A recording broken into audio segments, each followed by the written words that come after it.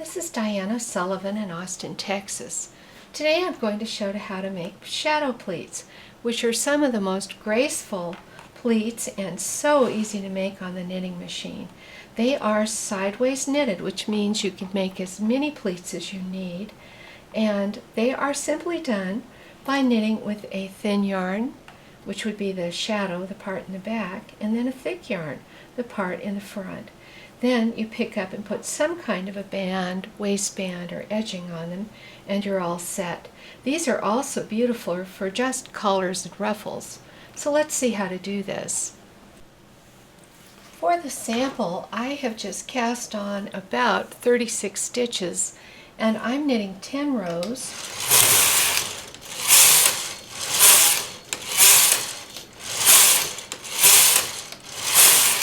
And I'm using 2 strands of a thin yarn.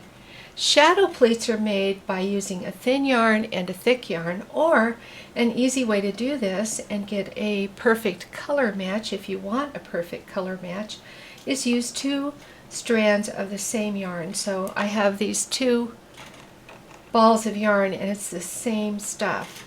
Now at this point I have my 10 rows of the thicker yarn. Once my 10 rows with 2 strands are knitted, I'm going to take one of the strands and park it over at the side of the machine. I'll take the other strand and thread it in the machine.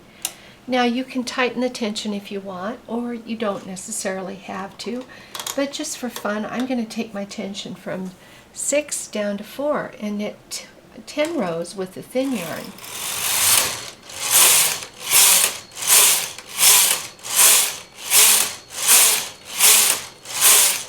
I unthread the machine again and I go get the other strand of yarn. I'm going to go ahead and thread that up and knit 10 rows with 2 strands and bring it back up to tension 6.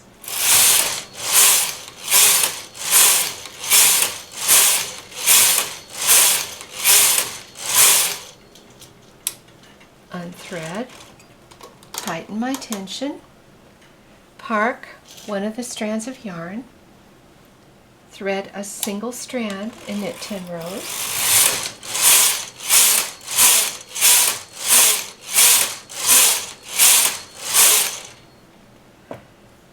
After only a few rows, you can start to see the shadow lace pleats forming.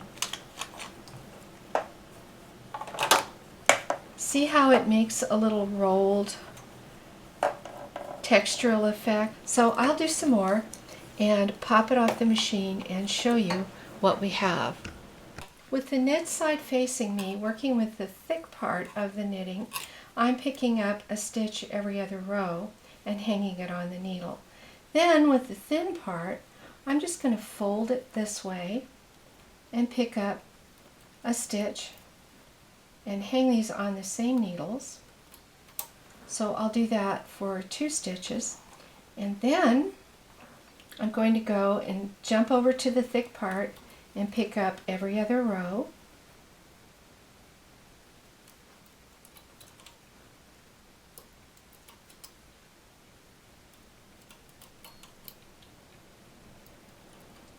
Then I'll go back to this thin part and just kind of mash this on to that same needle. See, I'm deliberately gathering up the thin part. I'll fold this back this way and pick up every other row on this thin part.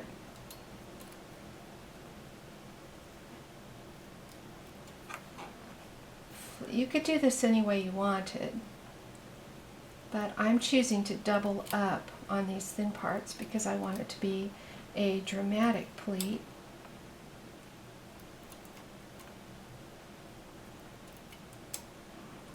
And I'll grab this one and double it up too. I'm going to go ahead and do that on across.